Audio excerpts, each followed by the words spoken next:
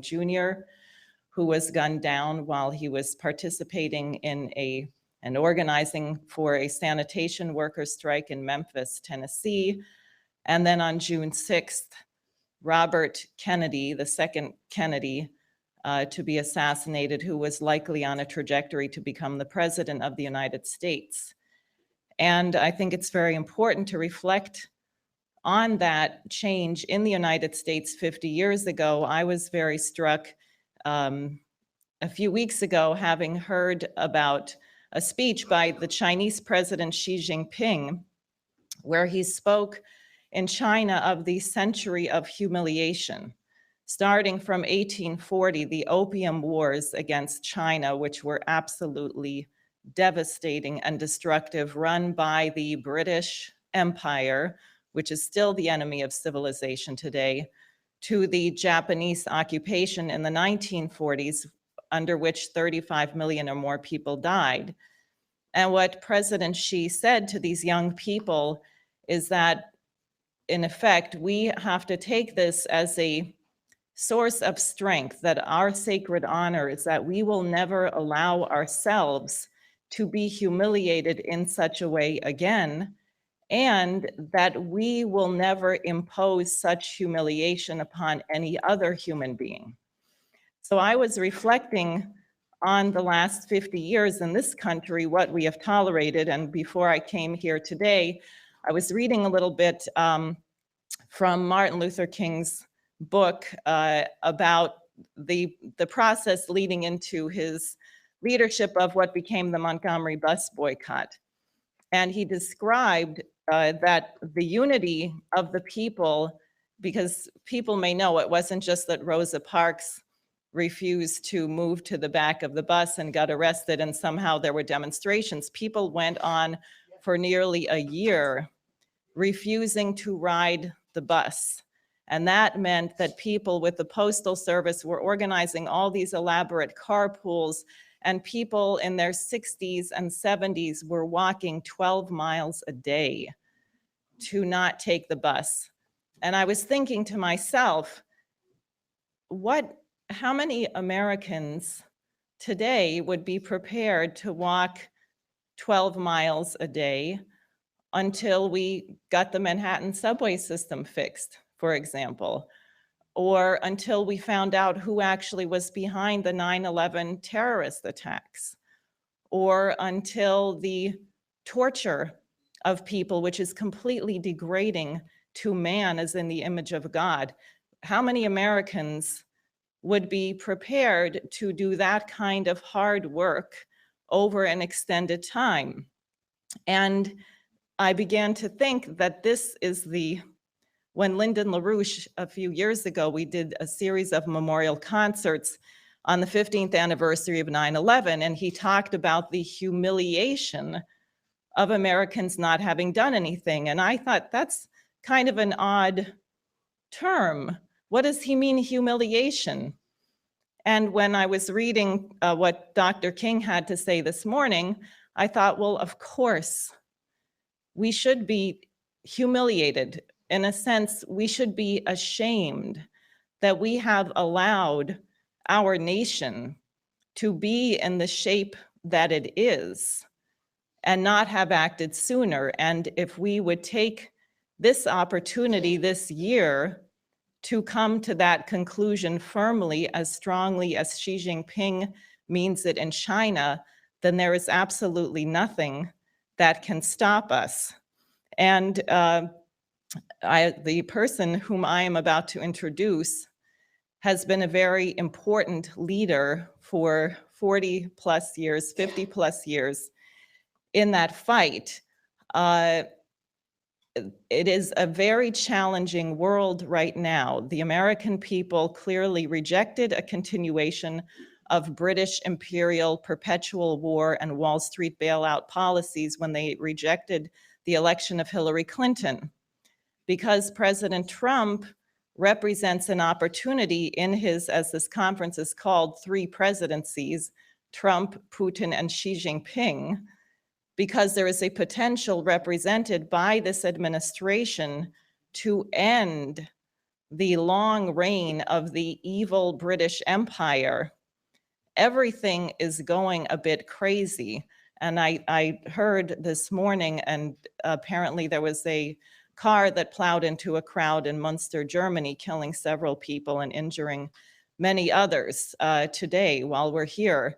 In the United States, we are bombarded. The American news media is violent in its coverage, because what it does to you is it causes whipsaw, because you're reading one thing one day, another thing the other day.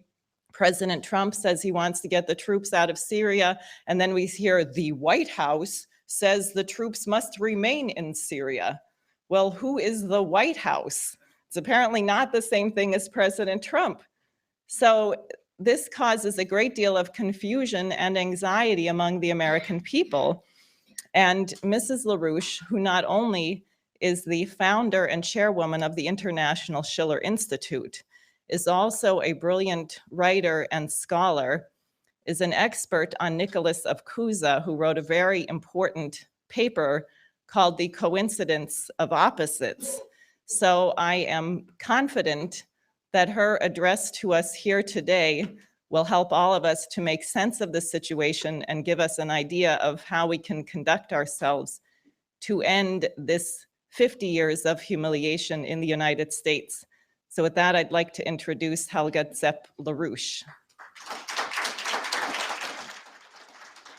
Well, I want to say hello to you, and I'm very happy to talk to you, at least via a video hangout, so I can share with you my ideas. Well, I think in the recent weeks, many people in many countries have been very, very distraught about the so-called Skripal affair. This was the assassination attempt, the poison gas attack on the former double agent Sergei Skripal and his daughter. And, you know, immediately the May government, Theresa May, accused Russia that they did it. And, you know, I think that this particular situation has demonstrated in a way we have not seen it ever, I think. What is the role of the British Empire, the British government, British policies in the present escalation against Russia and, you know, in a certain sense, against China? Now, this affair was immediately made an issue of NATO, of the European Union. Many EU members immediately declared unconditional solidarity with Theresa May. And they agreed on the formulation that there is no other plausible explanation than Russia did it. Now, I think this reaction is very telling, because it shows, on the one side, the degree of British control in NATO and in part in the European Union. Fortunately, about half of the European Union members did not agree. But it also demonstrated the incredible Orwellian character of the present Western democracies, of the so-called liberal Western system. Because the idea that you immediately abandon the principle that in dubio res, that the innocence is relevant until proven guilty, that this was abandoned, and that truth was replaced by a consensus among countries. Now, if that is the principle of international policy, then we are all in very bad shape. Now, the immediate danger is naturally that this thing is not just leading to expulsion, mass expulsion of diplomats. The United States expelled 60 diplomats. The British expelled a similar number, and Germany 4, and altogether I think 23 diplomats in the other European countries. But obviously this has the implication of, you know, leading to a broader escalation of confrontation with Russia, and, you know, possibly even war, because this is a pre-war propaganda. Now, if you look at it, the timing of this affair. First of all, the two Skripals fortunately seem to be in much better condition. Now that raises a whole bunch of questions, because if it was Novichok nerve gas, then the question is, how did the British have so quickly an antidote that they are now happily surviving? Or maybe it was not Novichok. And how could they come so quickly to the conclusion that it was Russia when Scotland Yard said it takes several weeks to find out what really was the nerve gas kind of agent used in this attack? Now, the timing was at a point when in the United States, the whole focus of congressional investigations of the House Intelligence Committee, of the Judiciary Committee, similar committees in the Senate, about the role of the British Empire in the Russia-Gate affair, or the Trump-Gate, or the Mueller-Gate, depending how you want to call it. The focus of several commissions started to really put into limelight the role of Christopher Steele, the so-called former MI6 agent, the role of the British government, the collusion not with Russia, but with the British in the whole attempt to make a coup against President Trump. So that was very convenient, because all of a sudden it was the Russia issue again.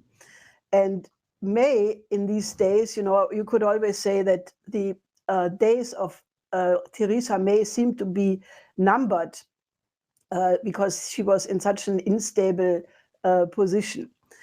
Now, the cui bono, who has the motive? In whose interest would be such an affair? Well, Russia has really no motive. Why would this occur just weeks before the presidential election in Russia? Would Putin really want to have such a notoriety just before the election and just before the World Soccer World Cup? So also Russia would have had many opportunities to skill Skripal. He was many years in Russian jail. He lived many years in Great Britain without any problem. And nevertheless, despite of that, Merkel and Macron, half of the EU, they immediately came out saying, no, it isn't the only plausible explanation that it was Russia. Now, Boris Johnson gave an interview to a German radio called Deutsche Welle, where he said that he had absolute scientific proof from the scientists of the Porton-Down laboratory who had definitely said that they have 100% proof that it was Russia. Now, in the meantime, the scientists refused to provide the after-the-fact evidence, and the head of the lab, Mr. Aitkenhead, basically said that they could identify that it was Novichok, but that they absolutely could not identify the source of the origin of this poison gas.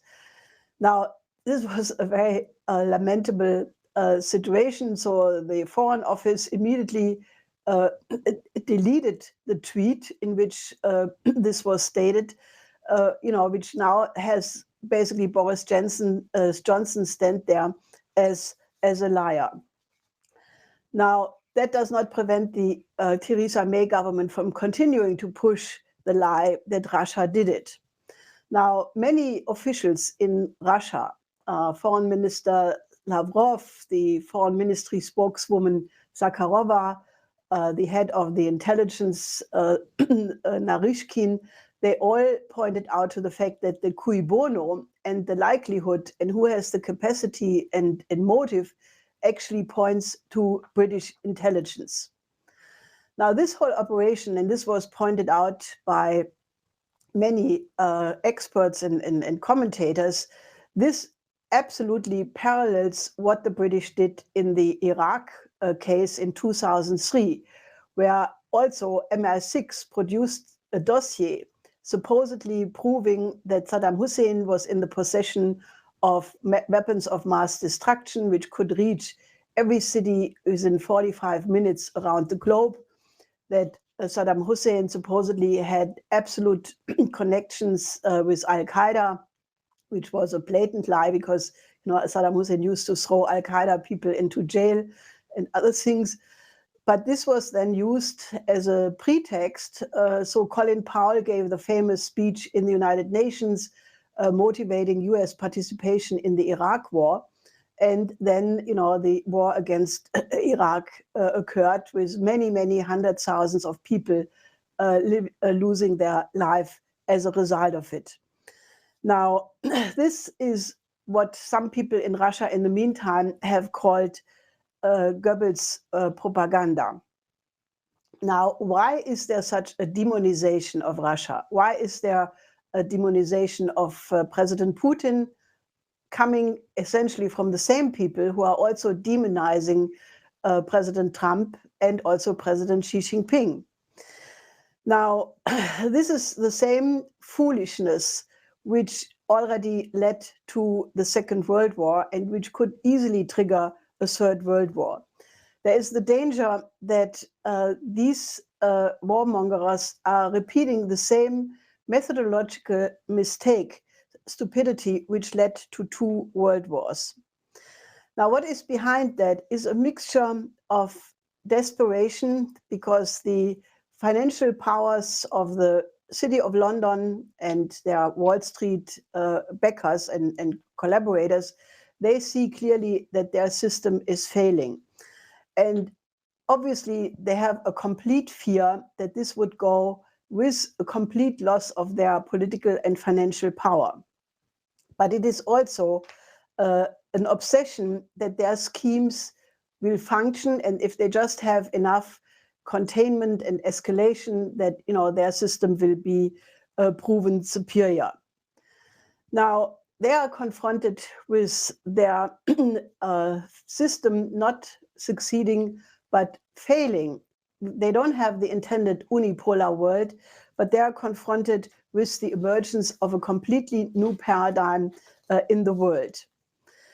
Now, if you want to understand why Russia is such a focus of Russophobia right now, you have to take the situation back to the end of the Soviet Union. Because in the United States, at a point when the Soviet Union started to disintegrate, and there would have actually been the possibility for a peace order for the 21st century, you had in the United States the consolidation of the neocons, and they revived the American Century Doctrine, which originally was formulated by Walter Lippmann in 1943, where he published a book with that name, which then became the entire basis for the post-war order, the legitimacy of NATO, the whole Cold War. And it was the idea to revive that with the project for a new American century, and the idea that you would replace the 2 superpower system with an unipolar world based on the Anglo-American special relationship and a neoliberal monetarist system. I mean, this was essentially a continuation of the idea that you would control the developing countries, keep them in relative backwardness, and deregulate the financial system in order to bring back the power of Wall Street, the power of the City of London, and basically control the world that way. Now, in 1989, when the German unification happened, this was actually combined with the promise that NATO would never expand eastward. I mean, you have to remember that the Soviet Union agreed to the dissolution of the GDR and the German unification without the use of force.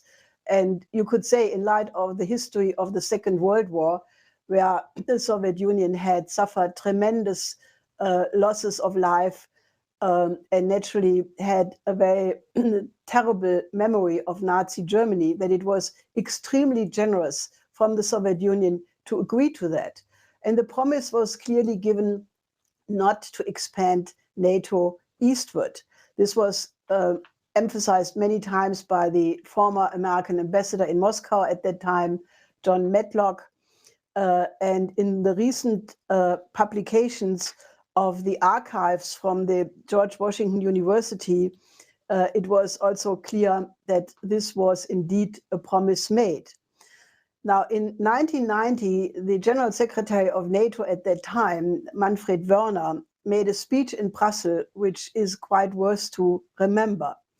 He, at that time, said the goal for the next decade is the creation of a European security structure, including the Soviet Union and the states of the Warsaw Pact, and that the Soviet Union would play an important role in the construction of such a security system, and that he would understand the wish of the Soviet Union not to be excluded from Europe.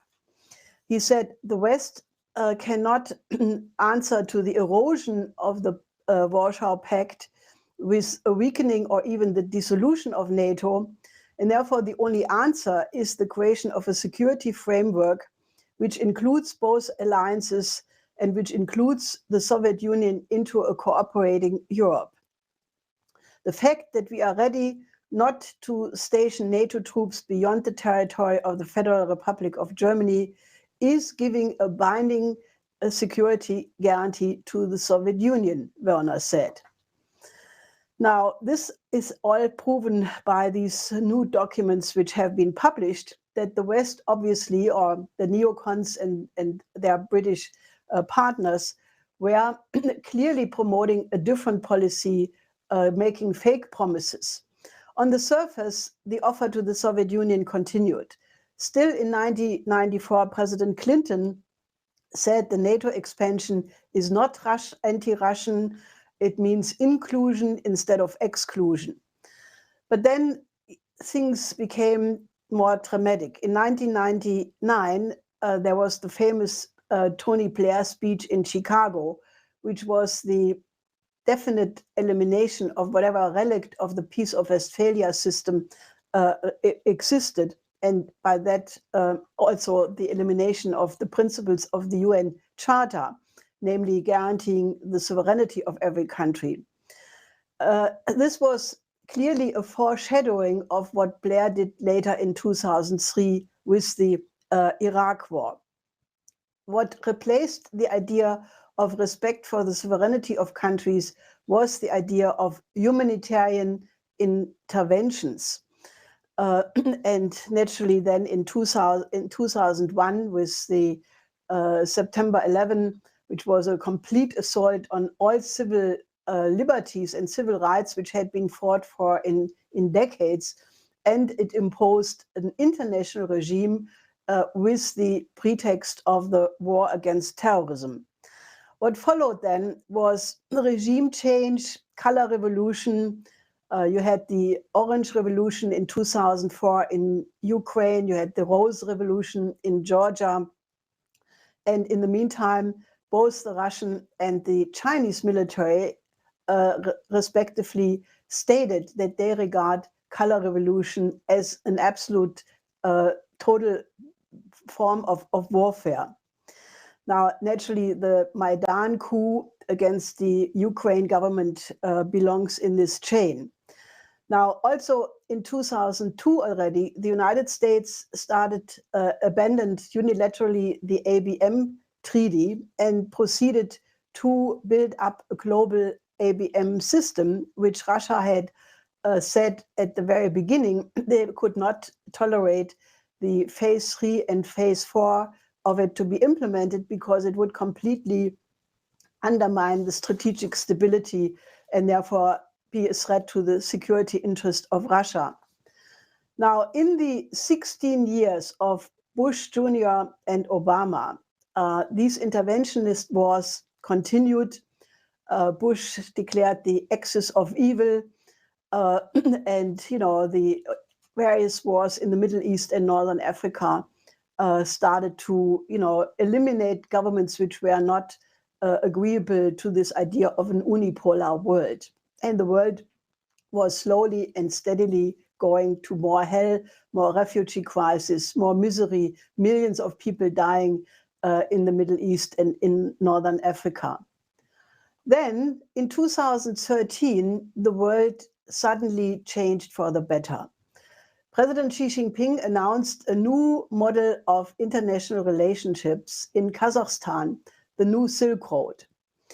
And in the tradition of the ancient Silk Road, which was an incredible exchange not only of goods, technologies, culture, ideas, but also, laid the foundation of a dialogue among nations, this new Silk Road took on a development which is unprecedented in history, I think in all of history.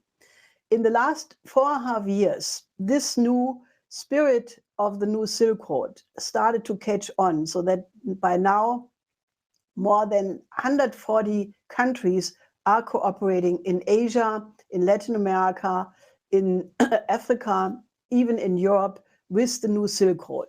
You have a tremendous sense of optimism in Latin America, where practically all Latin American countries are now planning to build bi-oceanic projects, bi-oceanic railway between Brazil and Peru, bi-oceanic tunnels between Argentina and Chile, and many other projects. So the spirit of the new Silk Road has definitely caught on in the Caribbean and Latin American countries. It is for sure the case in the Asian countries, and many corridors are being built.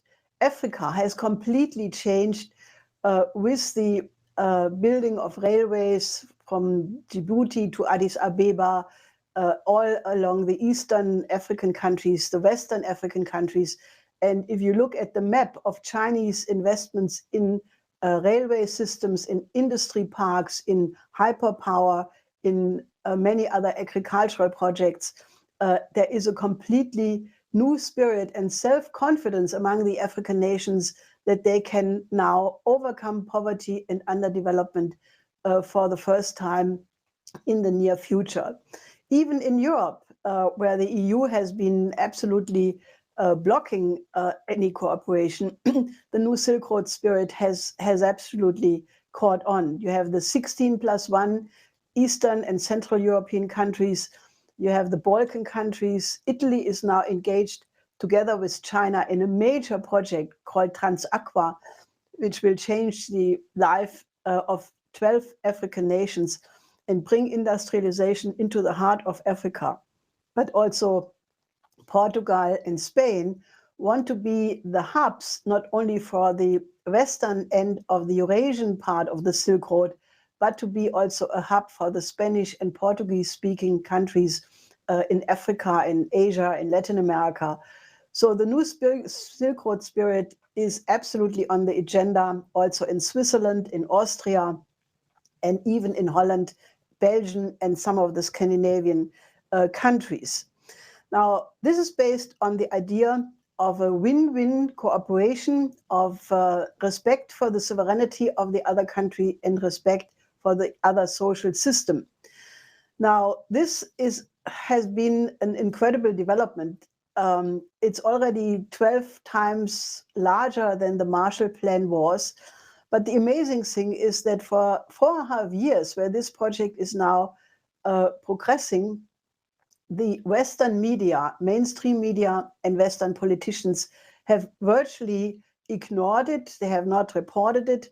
And only in the recent period, they suddenly realized this is unstoppable.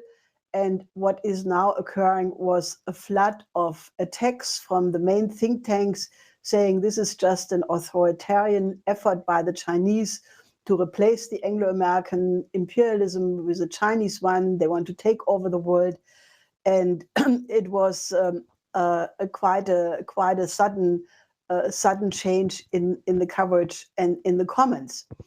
A similar shock happened when they realized that Russia was absolutely not a regional power, as Obama had told, but that basically it was about to become, under the leadership of President Putin, a major power again.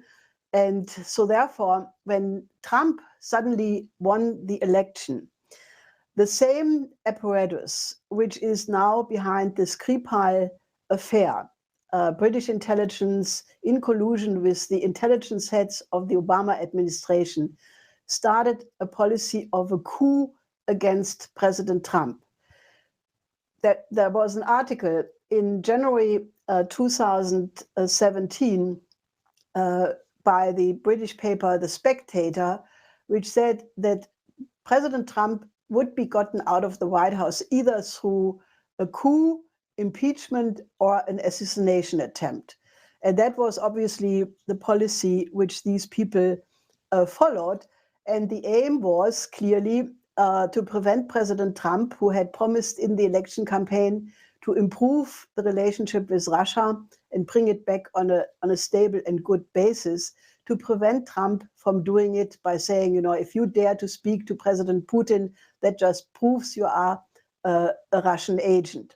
And it took indeed until the G20 meeting in Hamburg last year before Putin and Trump had a personal meeting and actually hit it off very well. Now, also between President Trump and President Xi Jinping, contrary to what Trump had said in the election campaign, where he was actually on a quite strong China bashing mode, he received President Xi Jinping in April last year in his private residence in Mar-a-Lago, and they established a very good positive relationship among the two of them. Then, when President Trump attended Beijing in October, visited Beijing in October last year, President Xi Jinping returned this and gave Trump what they called a state visit plus. President Xi Jinping had the Forbidden City closed down for an entire day for all visitors and gave a huge, long history lecture on Chinese history to President Trump and his wife. And, you know, they established and deepened their relationship. Now, in the meantime, also Russia and China established the deepest strategic partnership in their history. And Putin gave a speech on the 3rd of March of this year to the Federal Assembly, where he announced a new weapon systems, basically a long-range missile, which does not follow the ballistic curve, but is highly maneuverable. Then also a nuclear-powered cruise missile, which the West absolutely does not have. A nuclear-powered underwater drone, which is quicker than above-water ships, and laser weapons. And this combination of this and other weapons means that all of a sudden, the entire global ABM system the United States had proceeded to build is obsolete.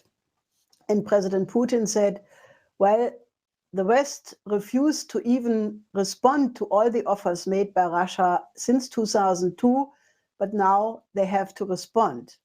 And it is quite amazing that except the demand of 4 American ambassadors, they have not yet responded. Western media tended to belittle these new weapon systems or just ignored them for the most part.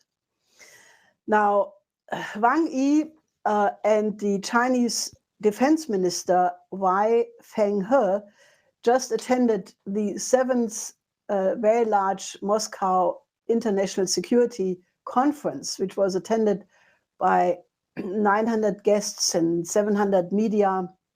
And Wang Yi said that China will safeguard that Russia can pursue its own interest and play a larger role on the international and regional stage.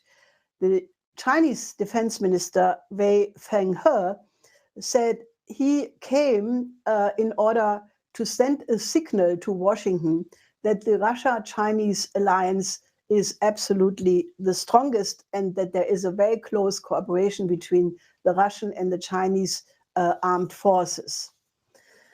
Now, all of these things have to be seen as a dynamic process. where we are now on the verge also of a full-fledged trade war. I mean, admittedly, the trade deficit of the United States with China is untenable. But when President Trump said that he wants to impose tariffs first on 60 billion trade deficit and then on another 100 billion trade deficit, this was met by an unusually sharp response from the Chinese. Global Times wrote yesterday that China will not submit to the US trade intimidation, that China is prepared to react with a full list of their own tariffs on American imports, that the trade war will cause pain for China, but that the Chinese society will rally and unite around the government and the party, and that they will also present a detailed plan to respond, and then the Americans would have to choose if they back their president in doing so, or if they hold him accountable for the consequences. Now, China Daily even mentioned that the Chinese countermeasures could include the dumping of US treasuries, of which they have 1.4 trillion as securities. Now, all of this comes at a moment where any moment we could have a new financial crash much, much worse than that of 2008, because all the central banks did absolutely nothing to remove the root causes of the crisis of 2008. They just did quantitative easing, zero interest rate, and naturally many corporations took that gratis money to buy back their own stocks so that their stock exchange values would go up, but the corporate debt would increase. And now, as the Federal Reserve is trying to increase the interest rate, a blowout of these corporate debt situations could trigger a complete systemic collapse. And that is just one of the many facets of this crisis. Now, an insider in the banking system, a well-placed one, told us very recently that there is actually the possibility that some of the financial forces could even trigger deliberately a crash which they know is inevitable to come, as a deliberate plan to pull the rug underneath from President Trump, to bring back the neocons and that way solve the problem which they could not solve with the failed Russiagate attempt. Now, one thing is very clear: if that would happen and the neocons would fully get back in the United States, World War III is as good as secure and certain. Now, in the middle of the Skripal affair, President Trump and President Putin telephoned, and President Trump absolutely refused to send out tweets on this affair or otherwise join in the present Russia bashing. Now, I want to make the strong point that there is a solution to all of the problems which I just mentioned. And that is that there are many possibilities. For example, when President Trump and Putin will have a summit in the near-time future, they could discuss this. And also the Chinese Prime Minister Li Keqiang had recently pointed to the fact that there is actually another way to solve the trade deficit, namely by massively increasing the trade. Now, President Xi Jinping has offered to the whole world, including all the European nations and the United States, that they should cooperate with the Belt and Road Initiative. Now, China could decide and choose not to dump US treasuries as a punishment for the US trade measures, but they could invest the 1.4 trillion US treasuries in infrastructure in the United States. Now, Diane mentioned the Manhattan subway system in her remarks. And, if you look at the infrastructure, not only in Manhattan, but in all of the United States, the condition of the highways, the absolute absence of a fast train system, it is very clear that the United States needs urgently investment in infrastructure. Now, President Trump had promised in the election campaign that he would invest $1 trillion in infrastructure buildup. But so far, he has not been able to find any financing because the private investors want 11, 12% return and a complete return of their capital within 10 years, which means it is not possible to finance it through private investment. And the neocons in the Senate and in the Congress do not want to spend it in the federal budget. And the idea to, distribute it to the regional and state governments is just not practical. So if on the other side, China, which has a fantastic fast train system of, in the meantime, I think 25,000 kilometers fast train, and is planning to connect every Chinese major city with a fast train system and build 40,000 kilometers of fast train systems by 2020, China could help to build such a fast train system in the United States and connect every major city with a fast train system going, 350 kilometers, 300 miles an hour, and that way completely transform the infrastructure of the United States. Now, this would help not only to overcome the trade deficit, but it would open the way for joint ventures between the United States and China in third countries, in Latin America, where, contrary to what former Secretary of State Tillerson had said, China is not trying to build an imperial system in Latin America, but China and the United States could join hands in building up the industries of the Southern Hemisphere. And also the same could happen in Asian countries along the Belt and Road, and also naturally in Africa. It could happen in the reconstruction and economic build-up of the war-torn region of Southwest Asia, and naturally of Africa in general. Now, this could even include Great Britain eventually, if they change their government and if they get their crimes cleared up, which they clearly have committed. But it would mean absolutely the necessity to absolutely reform the financial system of the United States and Western Europe. Now, my husband, Lyndon LaRouche, has already developed several years ago a package which together would absolutely remedy the situation.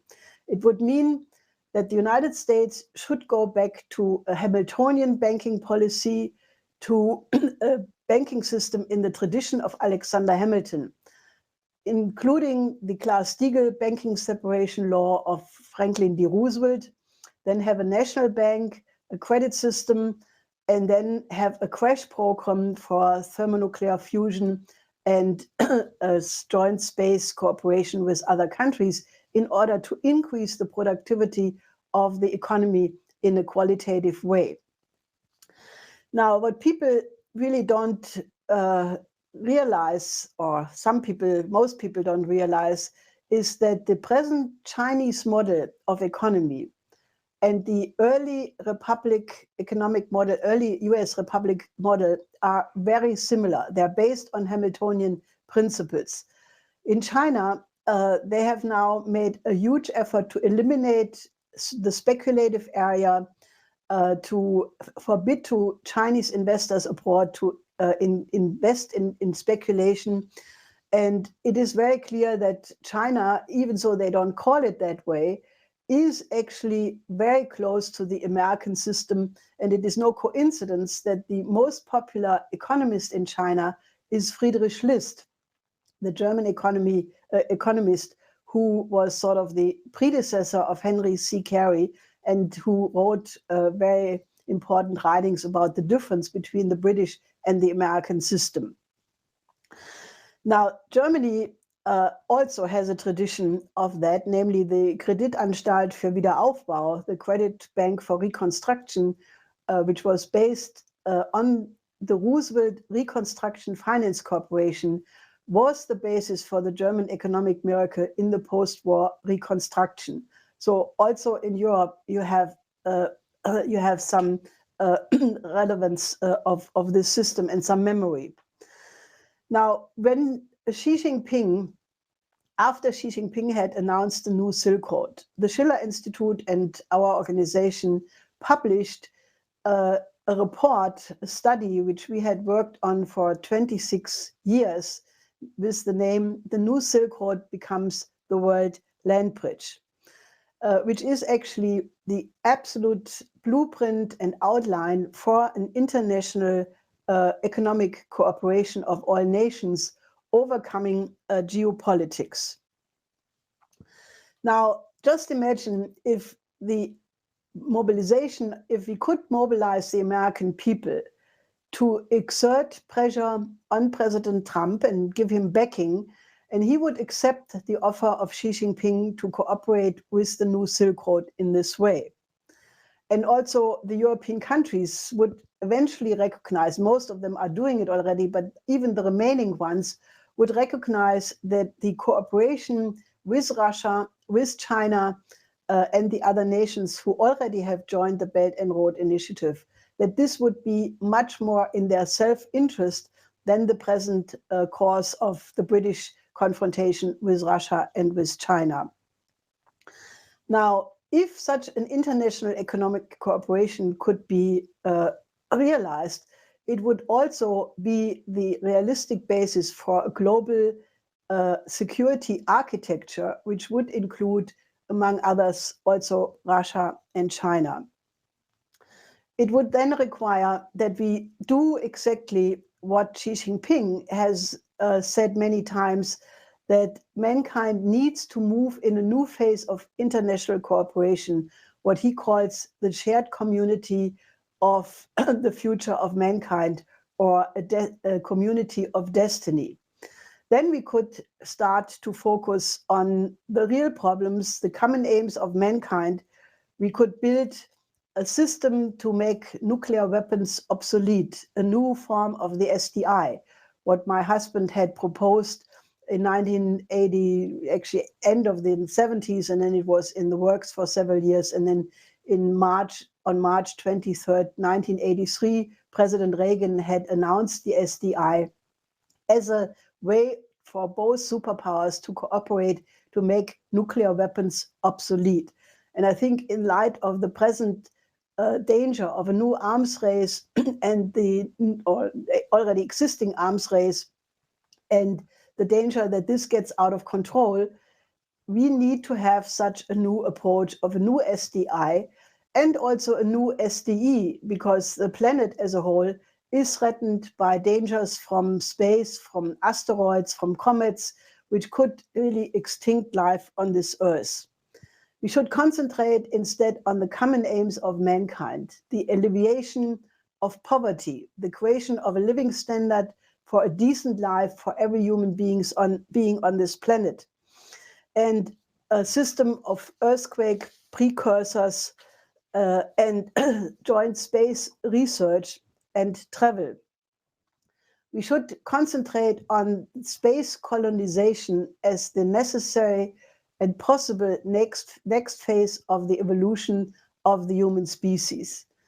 I think that if we combine that with a dialogue of cultures where each nation would emphasize and revive the best tradition of its own culture, and then have a dialogue among all of these nations and cultures, we could absolutely create the basis for a new renaissance.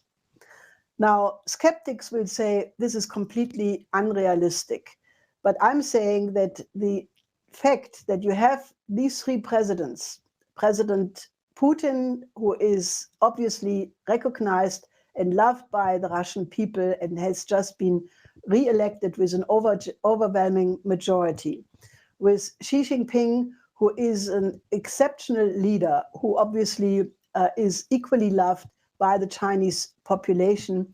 And, basically they decided to eliminate the limits to his terms in office so that he can guide China in these very, very important coming years.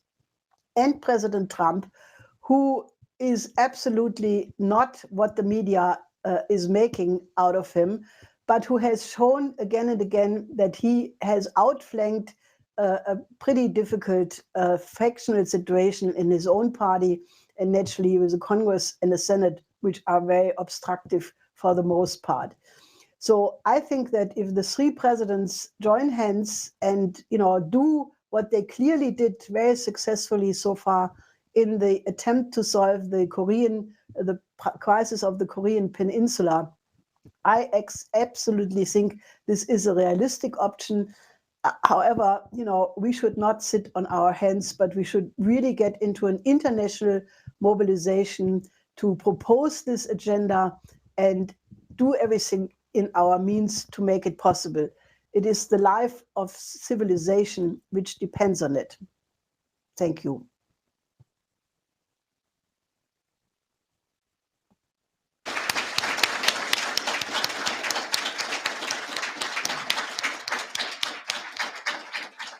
Thank you.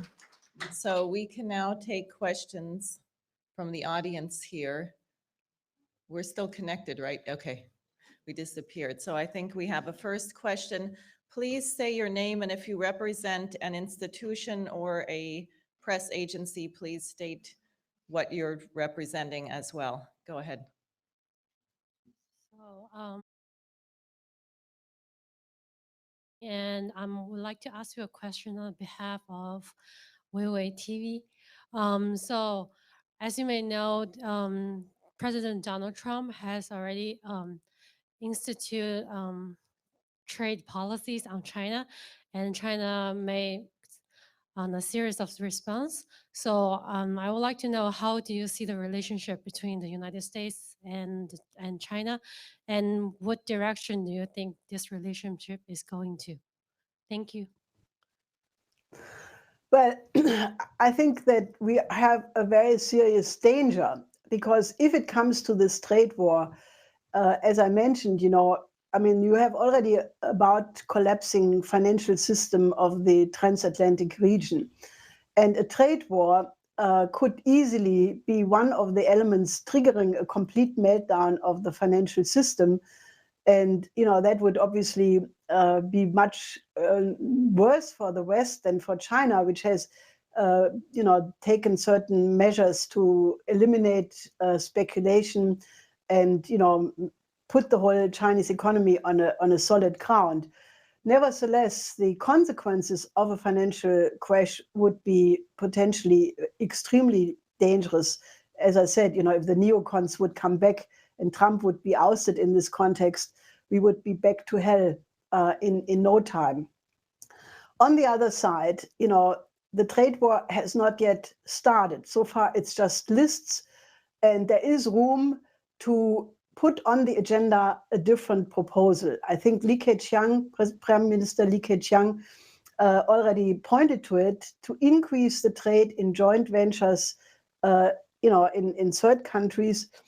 And I think that, the more people talk about this idea of US investments in infrastructure, and that, for example, Xi Jinping could reiterate the proposal for the United States to join the Belt and Road Initiative, I think the trade war can still be avoided, but it does need determined action. And, I think that the possibility exists simply because the relationship between Xi Jinping and Trump have so far lasted a very good over a year, and they have telephoned around many crises, and basically the Korea situation is now on a very good course. There will be a summit between Abe and Trump, who also wants to play a positive role. There will be a meeting between Putin and Trump,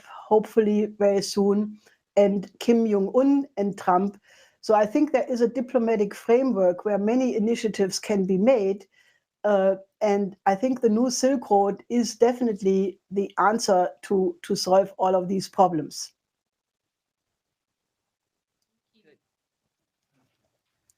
Thank you.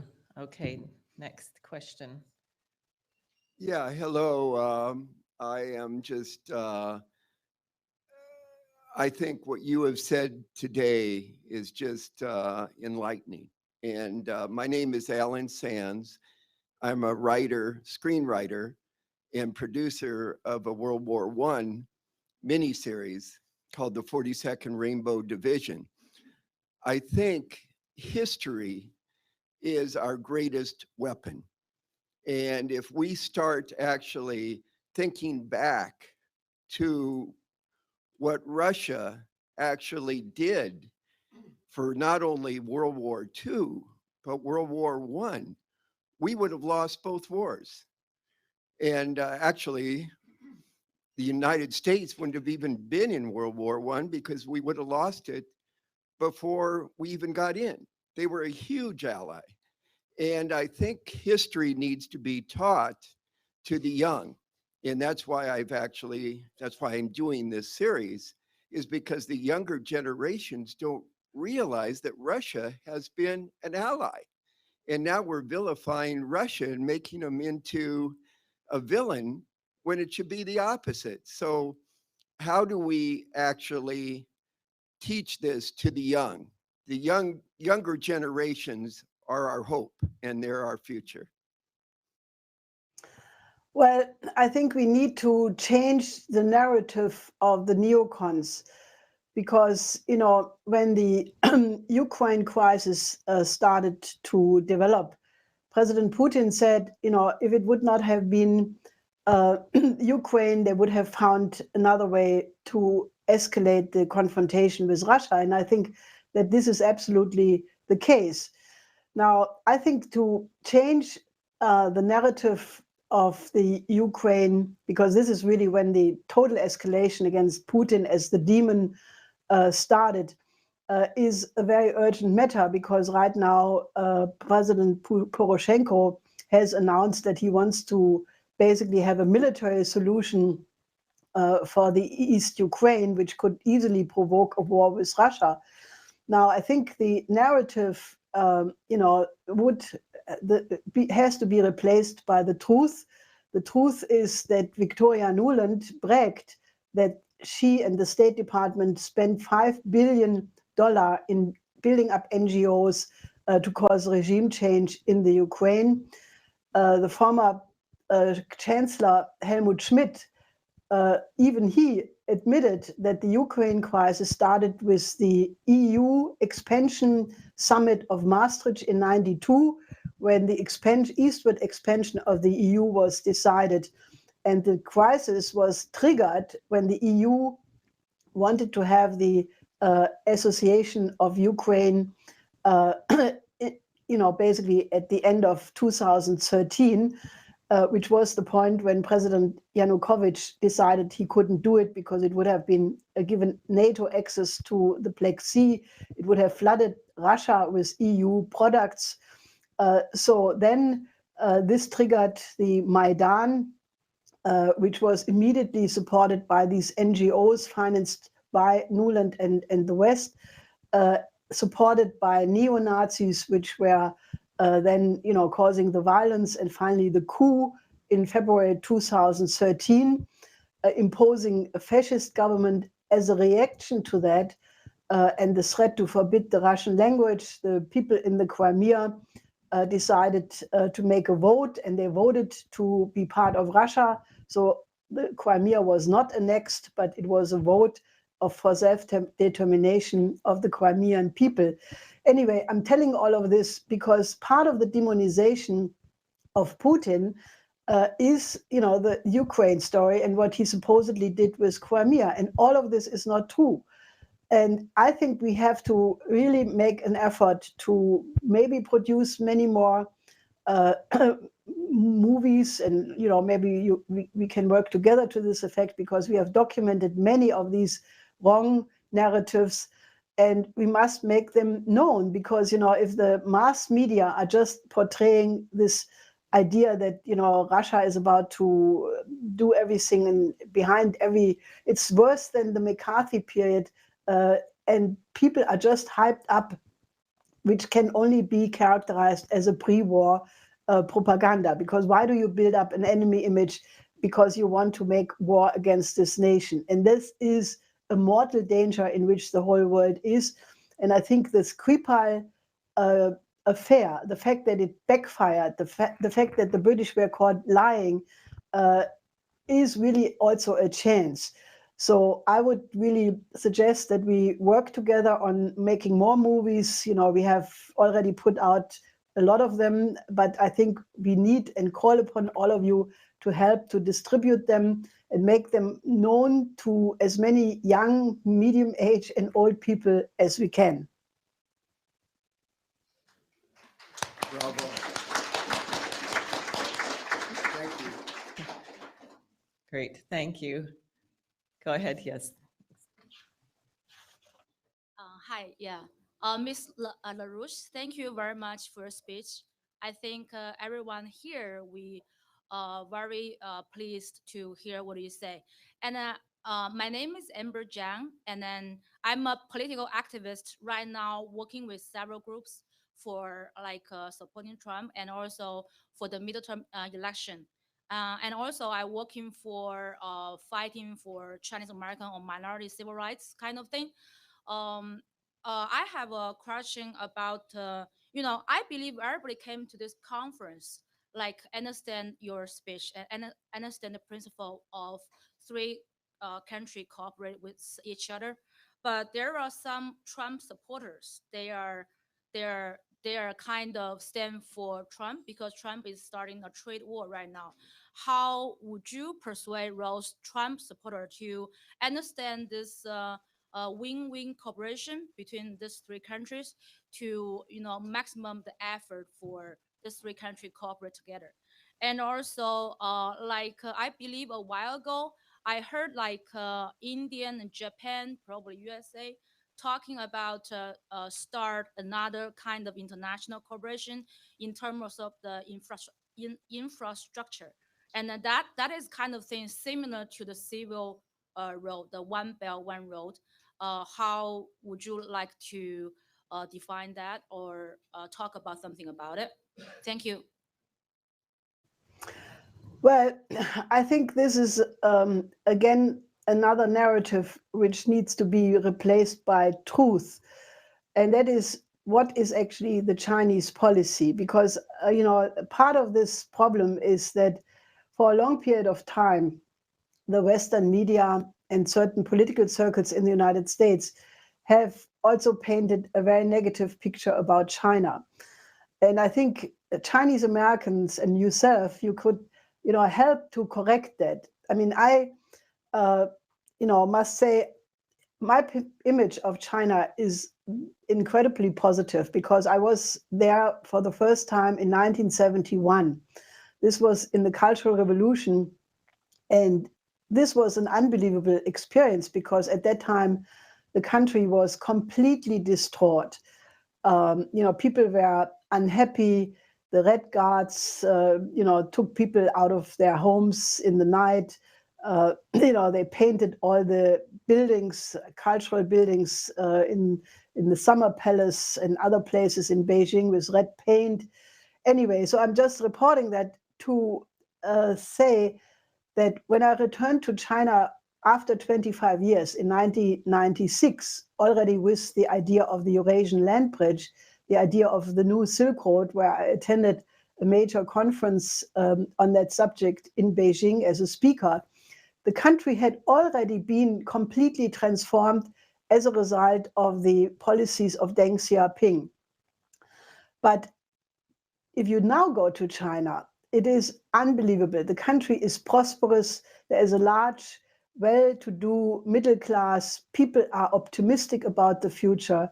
They have an absolute vision, self-confidence about China, about eliminating poverty until 2020.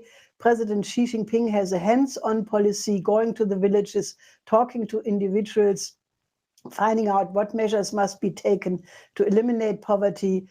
And it's just such an incredibly optimistic situation where also culturally, China is pursuing the revival of Confucianism. Xi Jinping personally has made a big emphasis that Confucian philosophy is being taught on all levels of society.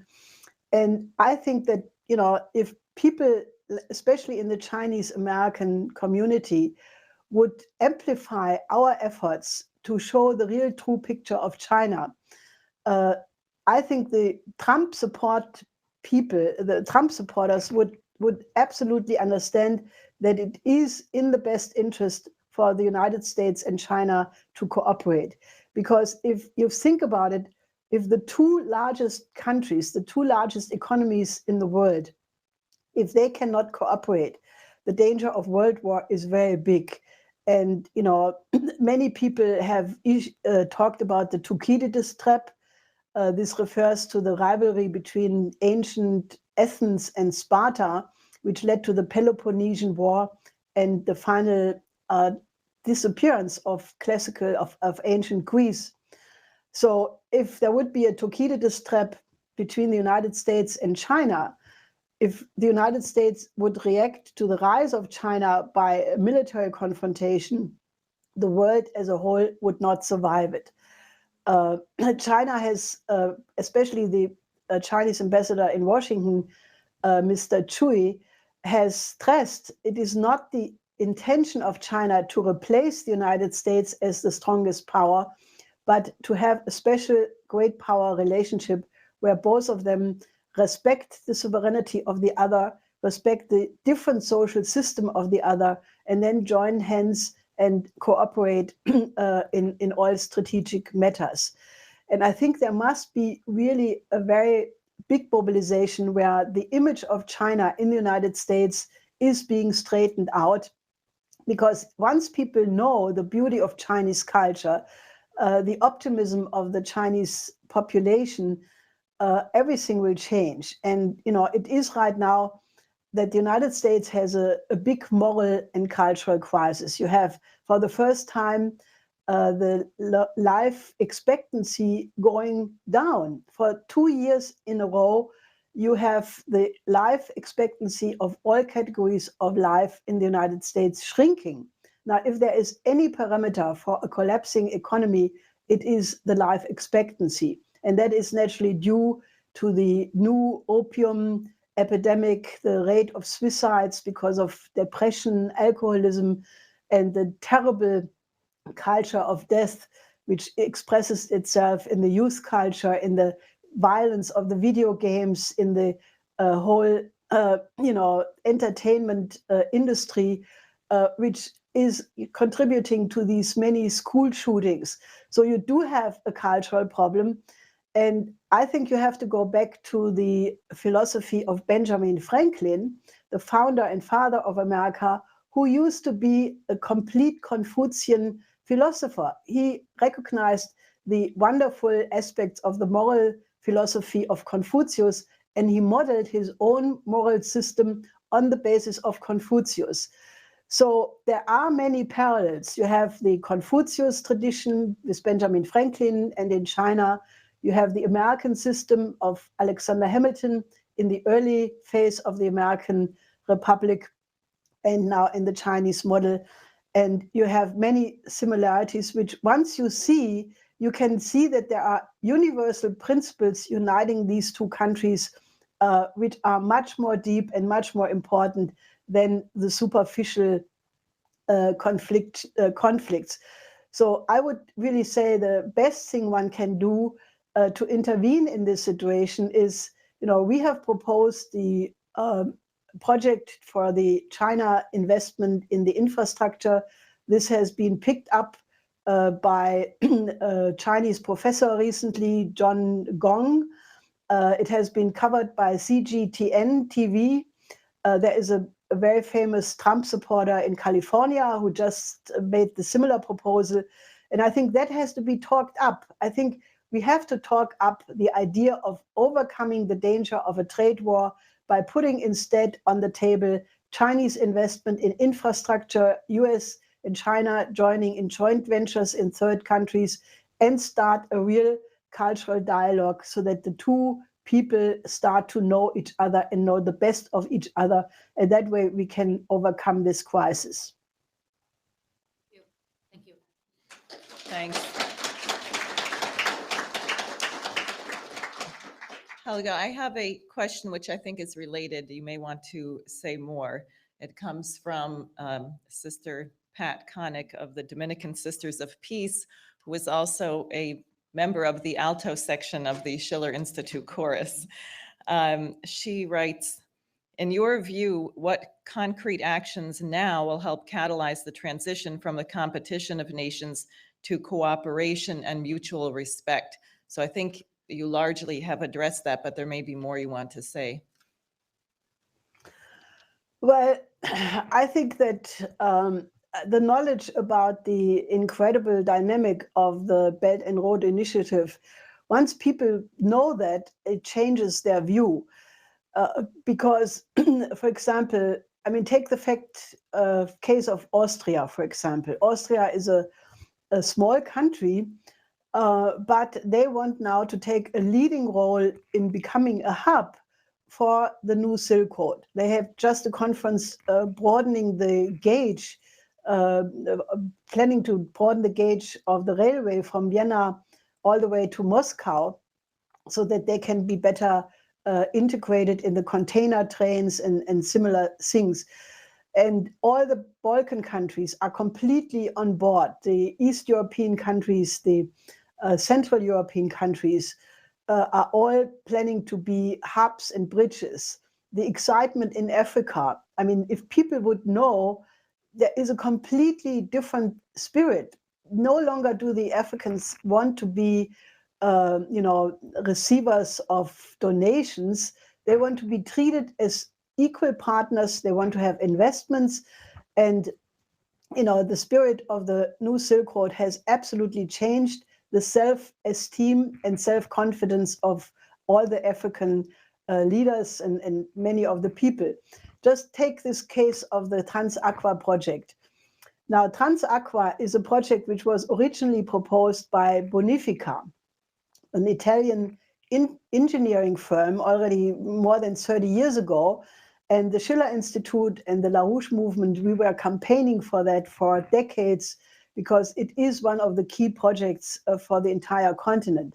What it essentially would mean is you take about 3 to 4% of the water from the tributaries of the Congo River in 500-meter height, and then by gravitation, you can bring this water through a system of canals all the way to Lake Chad, which is now dried out to less than 10% of its original volume. Now, this affects the life immediately of 40 million people in the Lake Chad basin. And when you bring this water back into Lake Chad, not only do you fill up this lake again and create large volumes of water for irrigation, for agriculture, you also create an inland shipping system for 12 countries in the heart of Africa. You create hydropower, you create a system of industry parks, of industrialization. So you bring in the industrialization in the middle of Africa, and that together with all the other infrastructure projects will mean Africa has a future. By the year 2040, there will be 2 billion people living in Africa, and they need these jobs, they need education, they need the kinds of projects, so that people are no longer marching through the Sahara and dying of thirst, which is happening now more than people even drowning in the Mediterranean. It's just not being reported. And these young people would instead help in the building up of the African continent. Now, this is such a fantastic development. And if the Americans would know about it, I mean, I know I'm only talking about the tip of the iceberg, but if people would see the sheer volume of change and the magnitude of change, which is already happening, they would become absolutely optimistic and change their view and recognize that in the history of mankind, geopolitics is something which absolutely has to be overcome if we are supposed to survive as a human species. In the age of thermonuclear weapons, if you do not overcome geopolitics, we are going to be the destruction of our own species. And nobody in their right mind can really want that, because even those warmongers who are pushing it would be eliminated themselves too. So I think that the moment is absolutely ripe. If we go into a mass advertisement campaign, a mass education campaign about the existence of this new paradigm, I think it can absolutely inspire the Americans and, make the change which is necessary in the short term.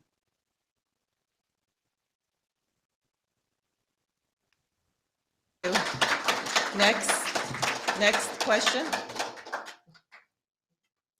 Hi, Mei Li. I'm an American citizen. And Confucians, and I believe Confucians. I'm an independent scholar of language and civilizations. I was an instructor of Chinese at Harvard University. The department is the Eastern languages and civilizations. I have the same idea as you, that China need join the that America need join the China's One Belt and One Road plan. I grew up 20 years ago during the age of reform of China. Yeah, I worked at the FESCO in China. The FESCO, it means a Foreign Enterprise Service Center Corporation. I think more than 20 years ago, many American, European, and Japanese company, they invest in China and give us a better economy. I think it was very important. Now I think it's 21st century. China's economy much improved. I think it's time to bring China's investment into American to help Americans' economy. That's why 2016 I voted for Donald Trump. I want to work with Americans people. I want to be the bridge to connect the China and American to bring China's investment into American to help Americans invest economy.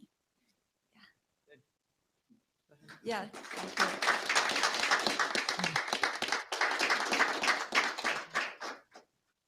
Well, very good. So maybe you can join with the Schiller Institute to help us to get this message out widely, because already now the states which are doing large business with China see the advantage. When President Xi Jinping was in China last October, he had with him delegations from several states, West Virginia, Alaska, and some others. And in the case of West Virginia, he brought back trade deals and investment deals of $83 billion.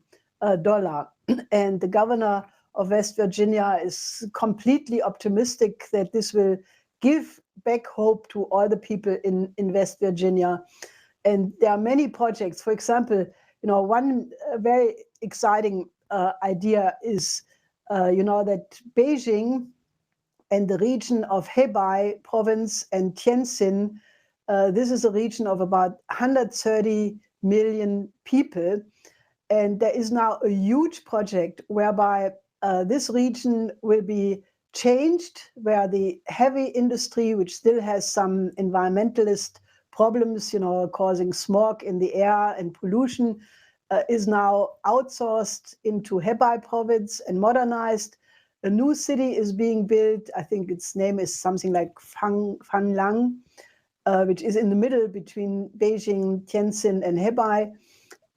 And it's completely modernized. Beijing, on the other side, will have lots of research and development, which is much cleaner for the environment. And all of this is supposed to be connected through an intra-urban modern transport system, including modern maglev.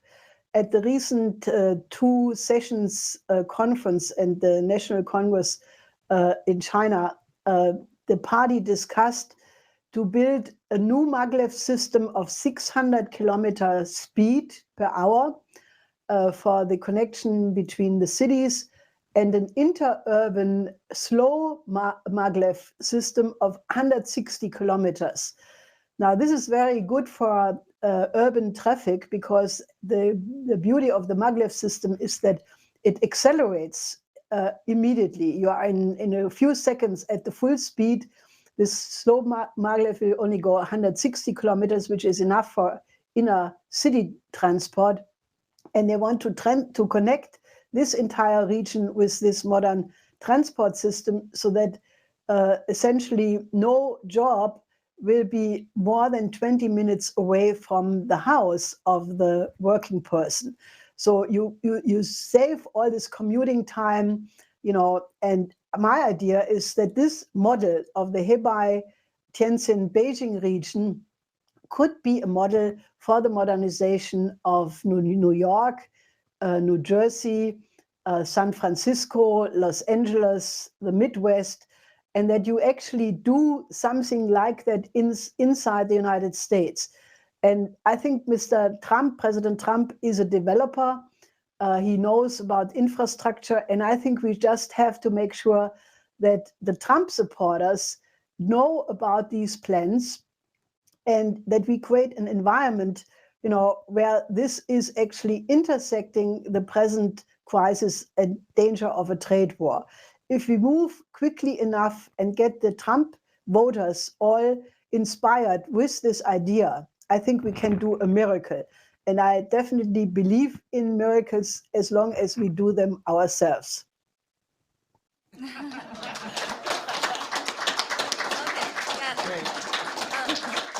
you very much.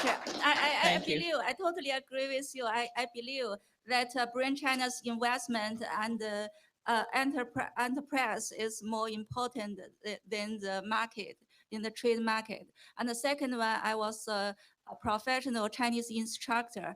I want to educate more American and Chinese people to understand each other and made a friendship to develop each together. Yeah, thank you. Thank you. Thank you. Good. Good. So just so everybody knows, my understanding is we still have about 7 questions or so. So go ahead.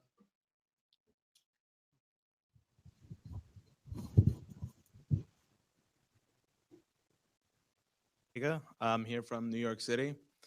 Earlier, you touched upon the youth culture and the culture of death, and I was hoping you could touch more upon that, because in my experience, and I'm only 19 myself too, but from what I see around people around me, but also in my nephew, who will be turning 15 this year, I see he's more interested in violent video games and yelling into the microphone to imaginary people who aren't there, and spending a lot of money on things that will never really help him out in life.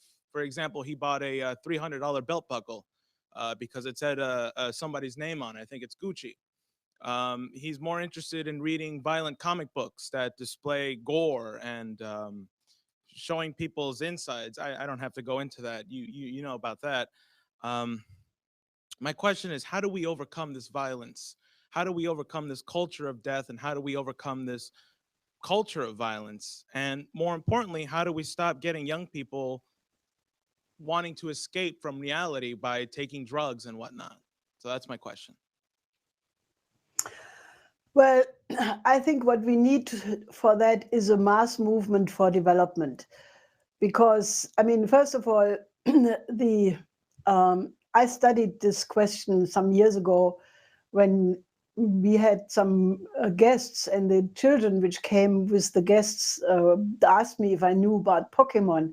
And actually, I had never heard about Pokemon. And then I started, and they said, oh, it's beautiful, it's violent, it's fighting.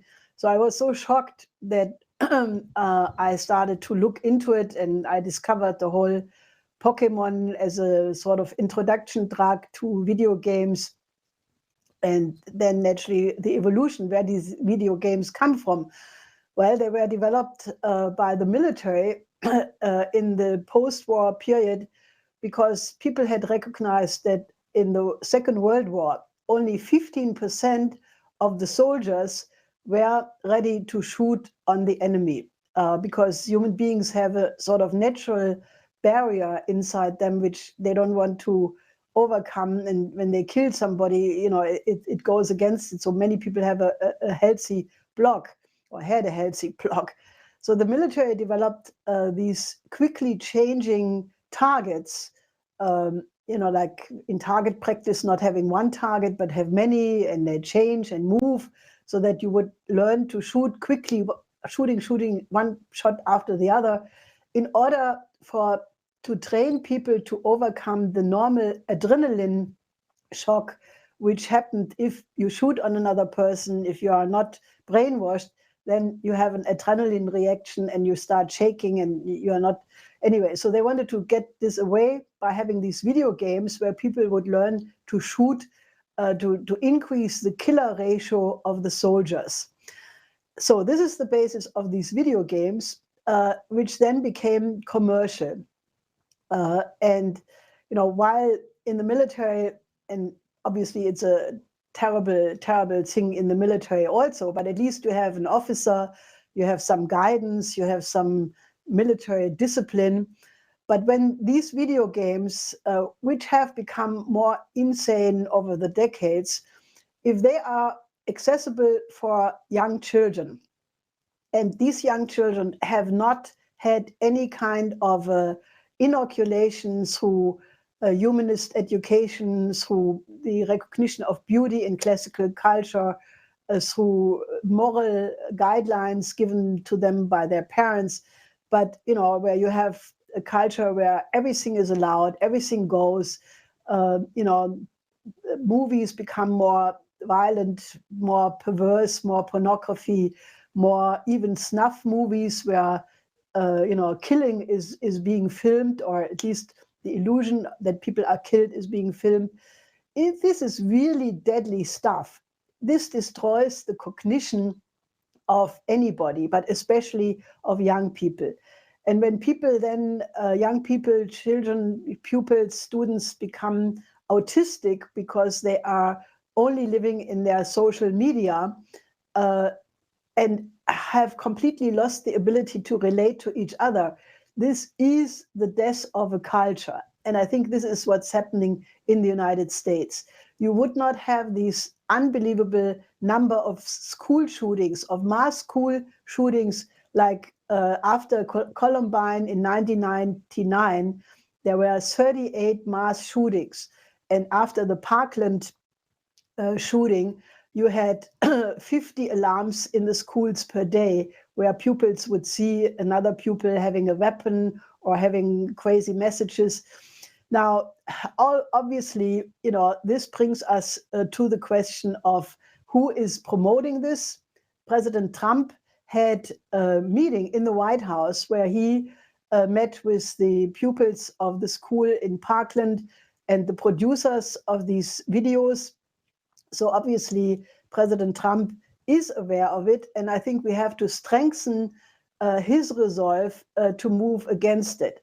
And it happens to be, that the Parkland incident in particular was also the works of the FBI, because they established a warning system, or a system which is run by some uneducated call center. And so many of the hints which were clearly given before were missed. And it now turns out that in the Orlando case, the father of the shooter was a longtime FBI informant.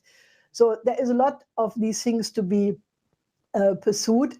But I think the key thing is a mass movement for development, because if young people have no hope for the future and have no perspective, because it's now the common view that the coming generations will be worse off than the present one. This is the first time ever this happened, because it used to be a moral standard for families, for everybody, that you work so that your children will have a better life than yourself. And this has been abandoned for the first time. So what do young people have as a perspective? Well, they have no future. And there is a huge difference. And I can assure you, I have seen it in all cases. There is a gigantic difference between the optimism of the youth in China and the pessimism of the young people and the population in general in the United States and in countries like Germany, for example. So the absence of a vision where the future of a nation, of the world will be, is what is feeding these kinds of culture of death, because then, it doesn't matter, life doesn't matter, life is worth nothing. If you shoot somebody or not, makes no big difference.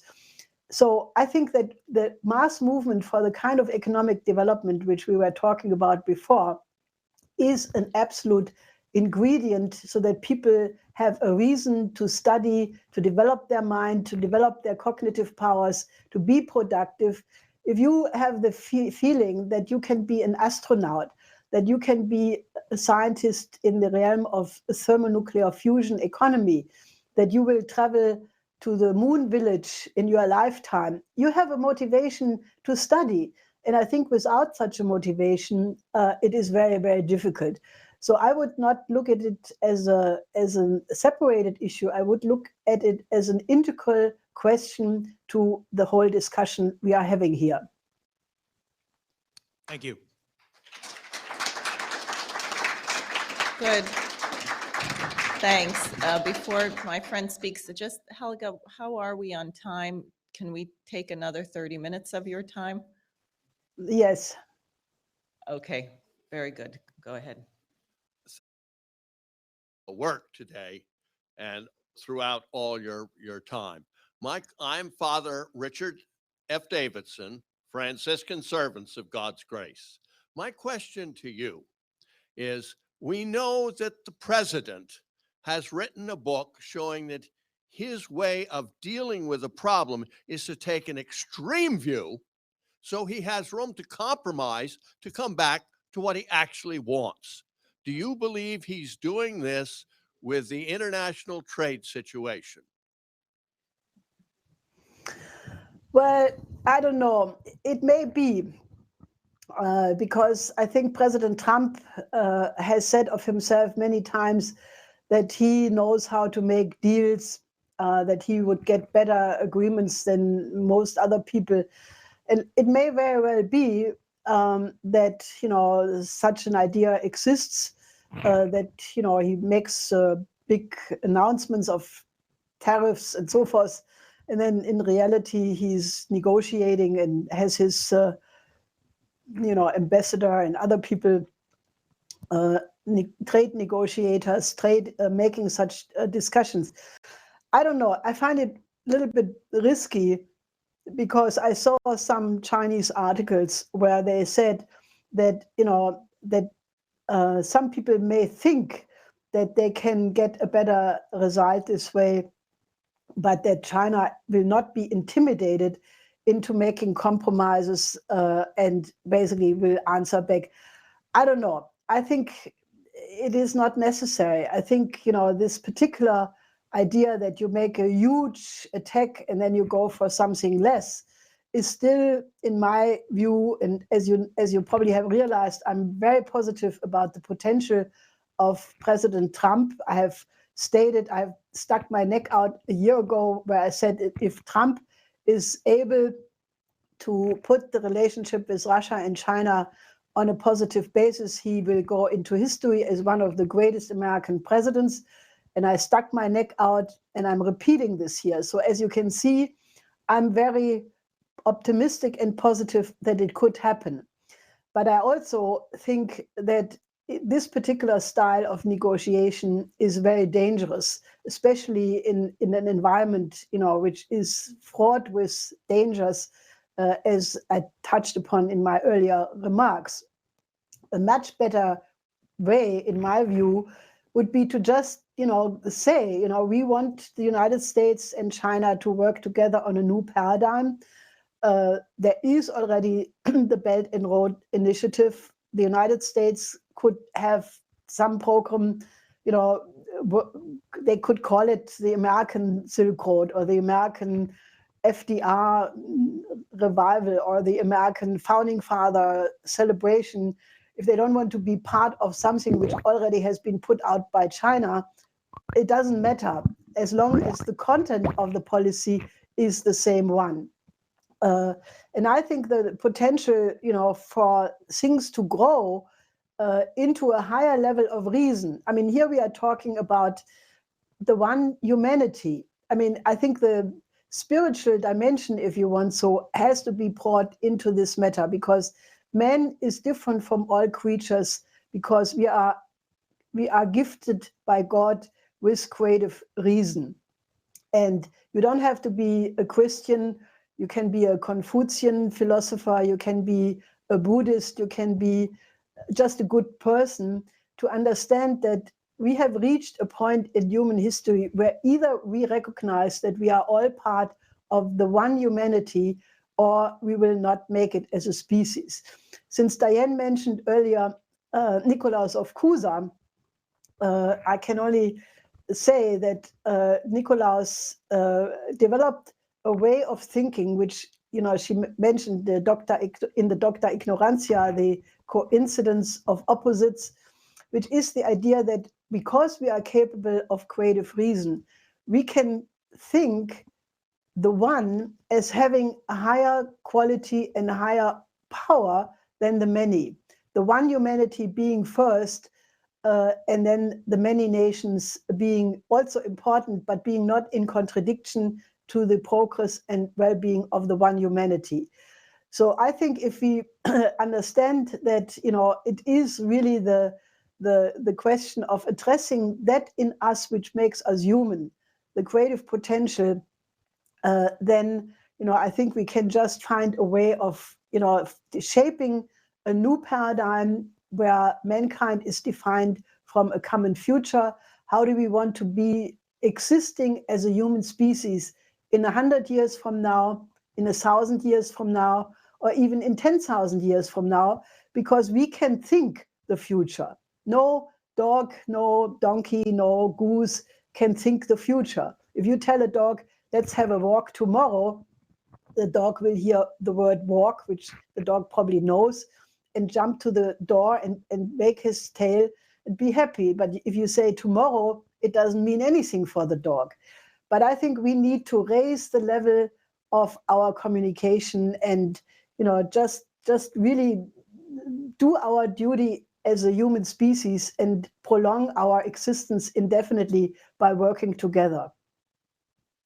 Thank you. Thank you. My name is James.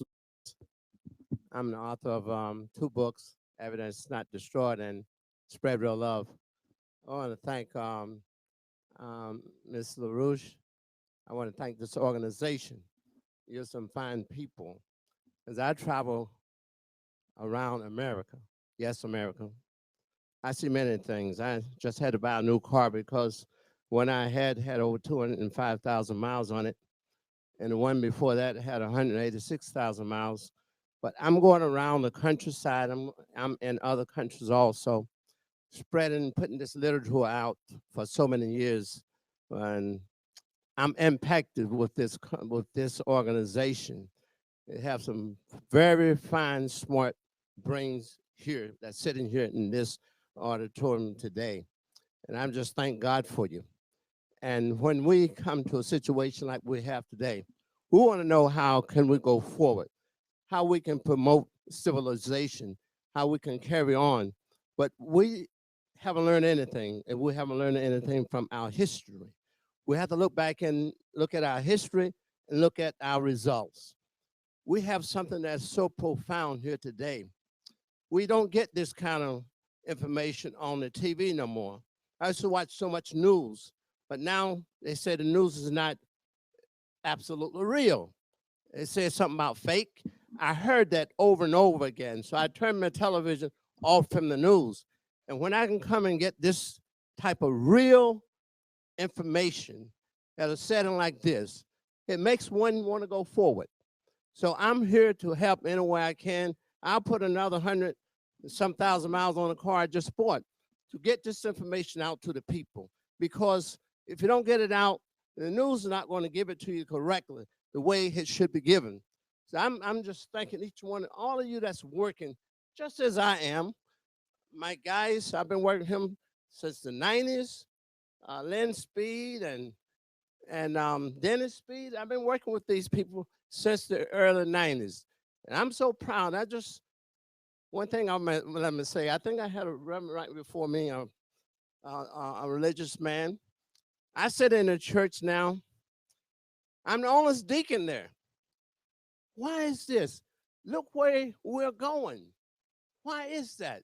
We just have to, we're reforming, we're conforming, we're complying to every situation that's not good. And I just look forward. I think we have some strength here, and we can do great things. Main thing is keep going forward. Thank you. Thank you. Thank you. Helga, do you have anything? Do you want to respond? Well, I think that, people have to really be courageous because, the paradigm shift which occurred in the United States, which you, Diane, referenced in the beginning, which really was started with the murder of John F. Kennedy and then the murder of Martin Luther King and the assassination of Robert Kennedy. We had several years ago a Mozart Requiem performance both in Vienna at the outskirts of Washington and also in the Boston Cathedral, commemorating the paradigm shift which has occurred in the last 50 years of America, where the fact that the Kennedy murder, and for that matter also the murder of Martin Luther King, was really not really revenged, or not revenged, but even investigated, and the real culprits made known and punished, has led to people becoming depressed. I said many times the Americans almost have become like the Germans, because if you ask a German person to do something, the 99% of the people say, "Oh, you can't do anything anyway." So, people are really depressed and feel that they're powerless in front of what is happening. And, that has happened to America as a result of these unclarified murders. And since we have this event today, because of the 50th anniversary of the assassination of Martin Luther King, I think it's a very good moment in history to say, we will not allow the murderers of King to be successful of eliminating the hope which he represented. I mean, Martin Luther King was murdered at a moment when he had started to pick up many of the same issues which are now being in reality changed by China, because he had started not only to take up the question of economic justice inside the United States, but also he had started to take on the question of jobs and overcoming poverty in the developing countries. And that is what China is doing exactly today. And, in the same way, like what the Schiller Institute has been campaigning for, and LaRouche and his movement have been working for almost half a century, is now becoming a reality. So there is reason for optimism. And I think that the best thing we can do in a moment like this, thinking about the memory of Martin Luther King, is to say we will pick up the torch. We will not allow the American people to be passive and desperate and ignorant and all of these things, but we will all turn into active members of the Schiller Institute, help to spread the message, make the Schiller Institute a Renaissance movement, a movement fighting not only for the economic build-up of the United States, but also for a cultural renaissance. I think the two things absolutely have to go together. So I would encourage all of you, to absolutely work with us, because I think the solution to all of these problems are absolutely within reach.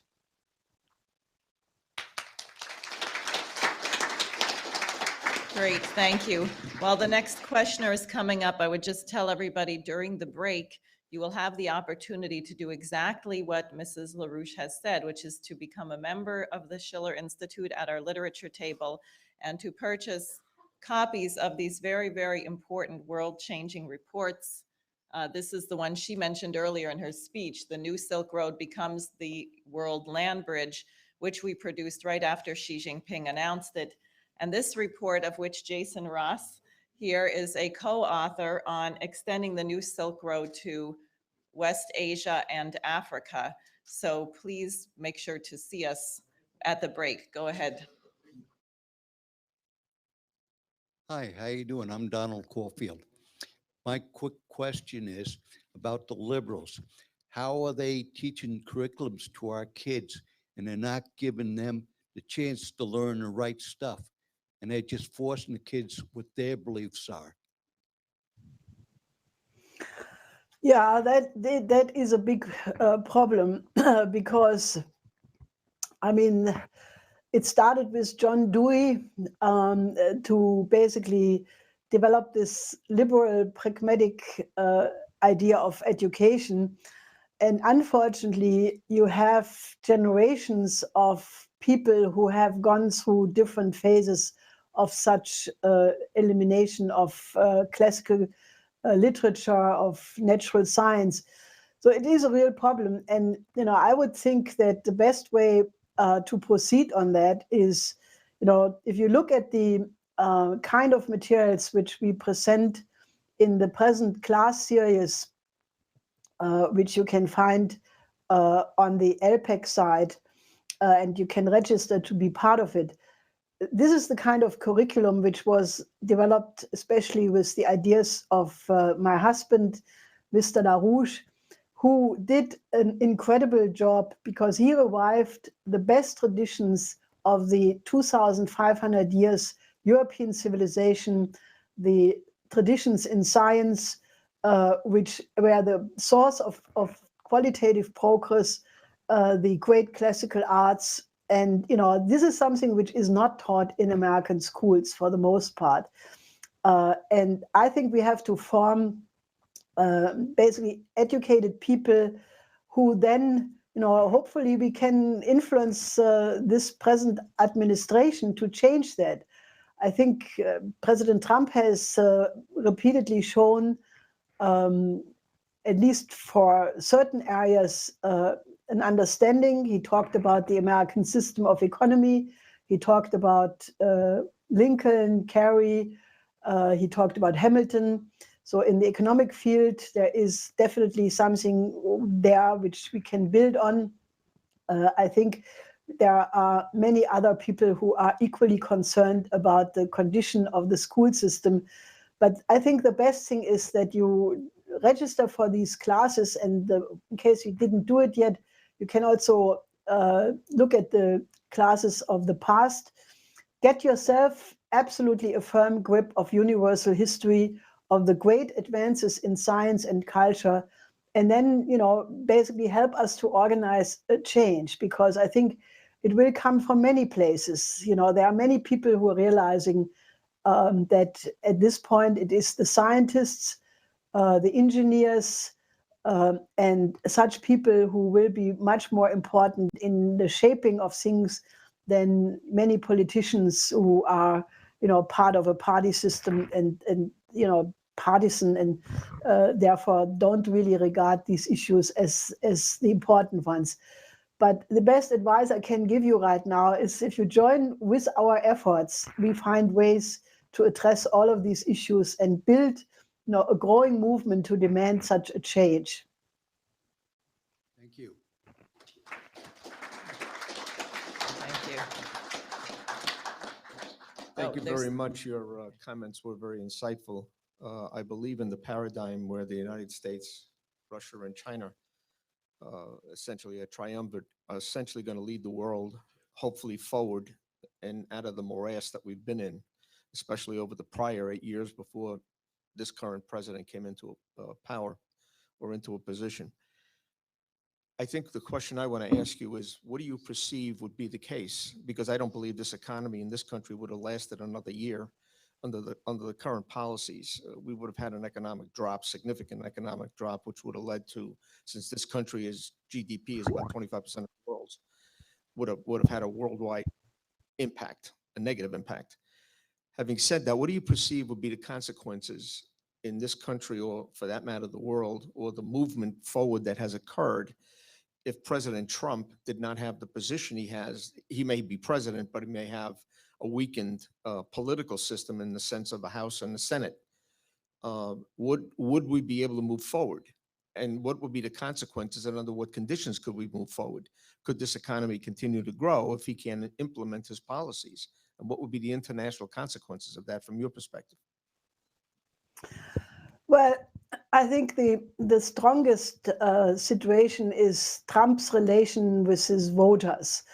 That despite all of the attacks by the FBI, by the British, by the heads of the intelligence services from the Obama administration, I mean, he had a pretty tough environment. And, nevertheless, he goes back to his voters, he makes a rally, and, the support for him is actually growing in the polls. So I think that is for sure a very strong point, which we should build on, because if we keep strengthening that, and if we keep the informing of the Trump voters on all the issues we are discussing here, that can actually help to outdo the Congress and the Senate. And since there is a midterm election, there is actually a very good moment to do that. I mean, the danger is naturally that Trump could be convinced that to take an anti-China stance would help him in the midterm election. I mean, I'm not sure. I'm not close enough to the situation to make a judgment on that. But I think, the strong point is Trump is close to his voters. His voters still recognize what a change he means. And, I think that we need to have a mass mobilization. I think there is no shortcut from that, because the danger is very acute. What I said in my initial remarks, I mean, we talked to some really well-placed figure in Europe who said that there is a discussion to pull the rug from under Trump with a new financial crash. And if you think that this is a conspiracy theory, well, maybe before the Skripal case, you also thought that such things are conspiracies, but we have just seen a class example of how you can manipulate a whole international community of nations to go into an attack on Russia based on a lie. So, these things do happen, and they can happen. Now, there is also many warnings. Just today, I think some representative of the firm of Guggenheim put out a warning on this corporate debt question, that a financial crash can happen any moment. And, basically, you have the European banking system. The Italian banks are in terrible shape. You have a policy where the trigger point of a collapse of the financial system is manifold. It's almost like a field of mines where, it's not clear which mine will trigger the explosion. But once it happens, you could have a systemic blowout much worse than that of 2008, because the central banks have done absolutely zero to eliminate the root causes of the crash of 2008. They have instead used the so-called tools and instruments, namely quantitative easing, negative interest rate, money pumping, but, this has reached a point where now the Fed is forced, or think they are forced, to increase the interest rate, because negative interest rate is very bad for the real economy. It's bad for the savings of the people. It's bad for life insurance. It's bad for real investment. And the hyperinflationary consequence of such a money pumping is already visible on the horizon in the form of the totally overvalued stock market, in the form of real estate prices in the form of many other such phenomena. So the Fed needs to increase the interest rate, but that is already, bringing the immediate potential for a new crash. If that happens, I think we are in really trouble. So our whole point is that we need the implementation of Glass-Steagall and the 4 laws developed by Lyndon LaRouche before the crash happens. I think this is also a subject, there is these 4 dialogues which have been established between President Xi Jinping and Trump. One of them concerns the dialogue on economic matters. China has put a lot of emphasis on the dangers to the international financial system at the G20 meeting in Hangzhou and at other occasions. So I think that this question needs to be urgently addressed also between the United States and China in these negotiations. And then, if you put the whole package together, the 4 laws, Glass-Steagall, a national bank, a credit system in the tradition of Hamilton, a crash program for increase in the productivity of the labor force, and then the joining hands in the Belt and Road Initiative. All of these measures together are a very, very practical and realistic way to overcome these dangers. But it is very urgent because we are sitting on a powder keg and, I think it can be done, but we need a lot of people of goodwill to become active with us. Thank you. Elliot, how many more? 2 more? Helga? We're just about up on time. We have 2 more questions. Do you want to take both or one, or what's your? Well, maybe both in one, and then I answer both. Okay, so if both questioners could come up and state your questions, and then she can address that one at a time. Hi, Mrs. LaRouche. My question to you is of concern that right after the shooting of Parkland, Chef Israel was all over the news speaking about going to all members of Congress to pass, to use the Baker's Act law to detain and profile people that have experienced some sort of depression in their lives. And that's of a great concern to me because there is many people that have experienced that. I feel that I feel like this country is becoming more like Germany back in World War II. So I'm kind of scared, and I'd like to know what's your opinion on it. Thank you. Okay, next question. She's going to hear them both, and then. Okay. Hello, how are you? My name is Steve Serrano. I would just like to ask, how much of a role do you think that psychological warfare plays in everything that's going on, and how can we counter it? I mean, are there people out there that specialize in psychological warfare? I hear people talk about history being erased, the projection of violence through videos and commercials and that matter. So a lot of people are very confused, as well as myself. Even when you find something that you believe in, sometimes it's presented in a way that you accept it in the beginning, and then it comes out to be a lie. And right now, clearly, lie is just pounding on the truth. I mean, you have one truth, but you have so many lies, and it seems too overwhelming to survive. Is that your question? I'm sorry. Is that the question about psychological warfare? Yes, okay, yes, great. I'm sorry. Thank you. That's okay. Go ahead. Well, I think both of your concerns, the concern of both of you is very real. I mean, it is the fact that the West is already living in a police state. Just take the recent example of the Facebook selling, or a firm called, I forgot now the name. Anyway, the firm which sold the what? Cambridge Analytica. Yeah, Cambridge Analytica.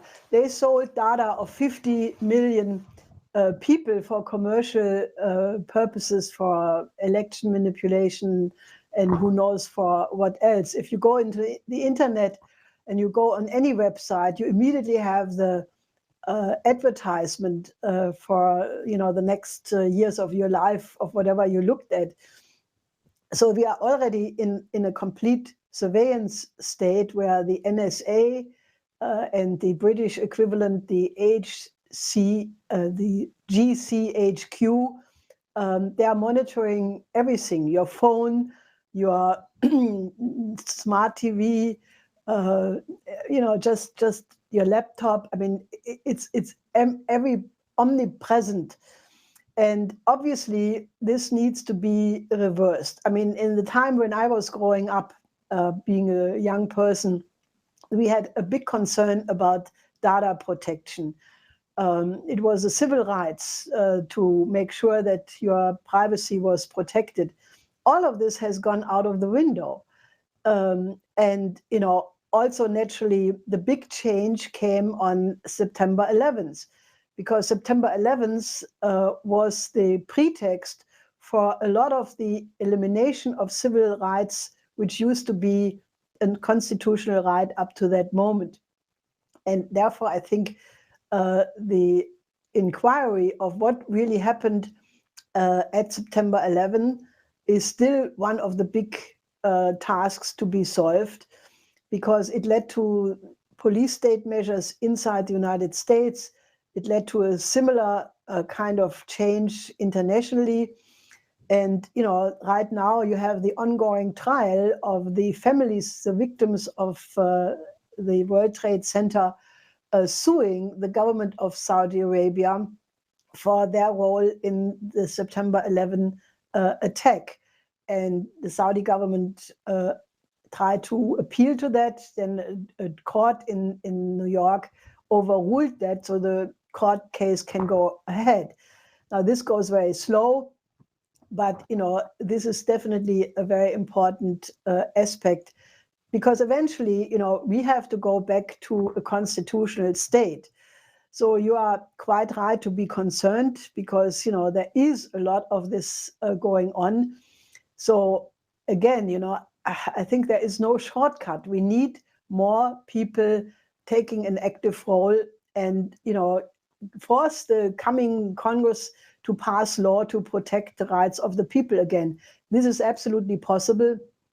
The whole argument, for example, that you cannot control these things or cannot control the internet is absolutely not true.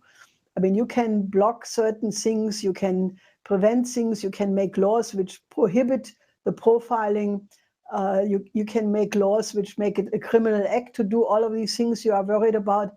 So it's not a self-evident development, but I think it does require that more people become state citizens.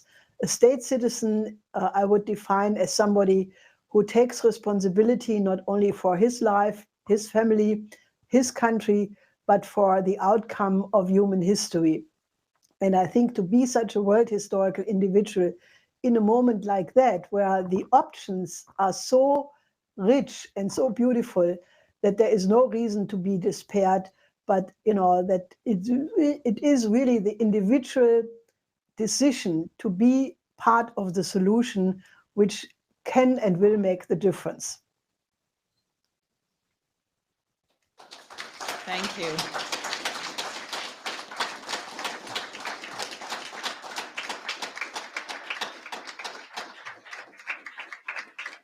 That was very beautiful and appropriate. Do you wish to say anything else to us? Well, just be happy and be productive and feisty and courageous, and then you can do everything you plan to do. Great. Thank you very much.